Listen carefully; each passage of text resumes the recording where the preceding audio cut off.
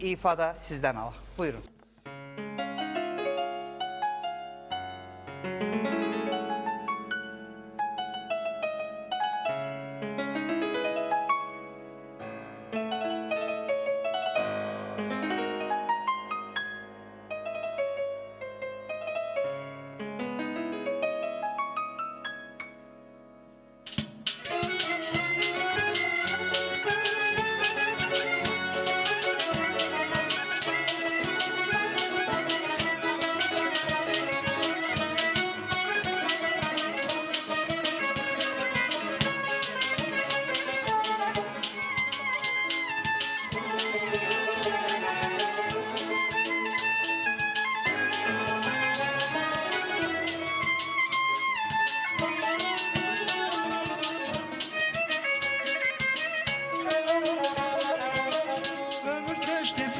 Pərdə ana saçlarım ağardı.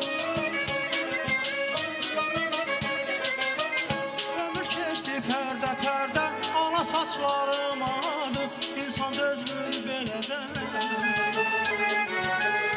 İnsan dözmür belədən. Ana saçlarım ağardı. Mənim də gəncliyim var, ötdü uçtu bülbül gülden geldi, cavanlığım elde geldi. Ama saçlarım ağar, öttü günleri de geçti. Uçtu bülbül gülden geldi, cavanlığım elde geldi. Ana saçlarım ağar, saçlarıma benim de gençliğim var. Ana saçlarıma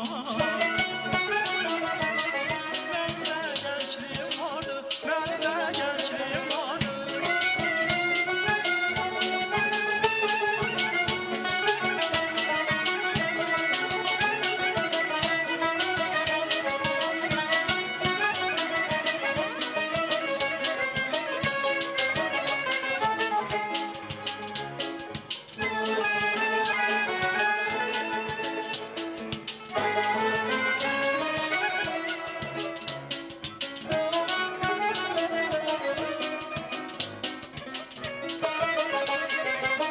Ömrüm şirin var güzel, könlümün var güzel.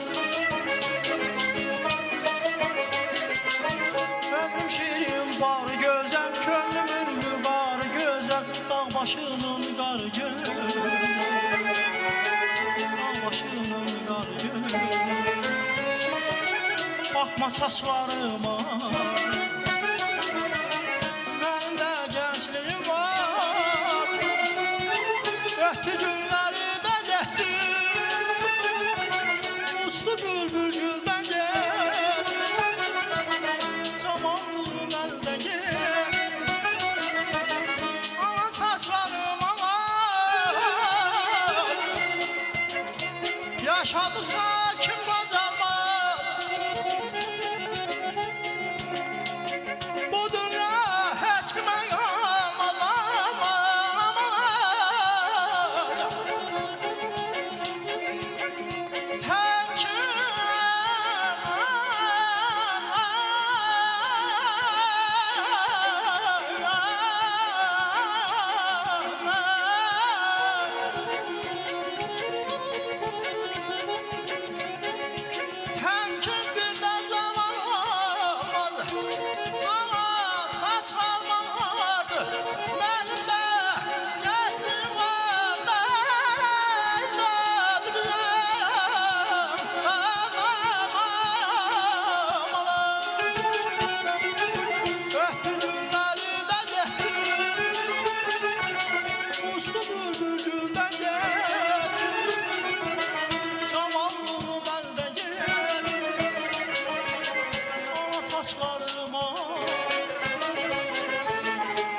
saçlarına. Benim de gençliğim var, ana saçlarım Mənim də gəncliyim vardı Ana saçlarım Mənim də gəncliyim vardı Mənim də gəncliyim vardı Ana saçlarım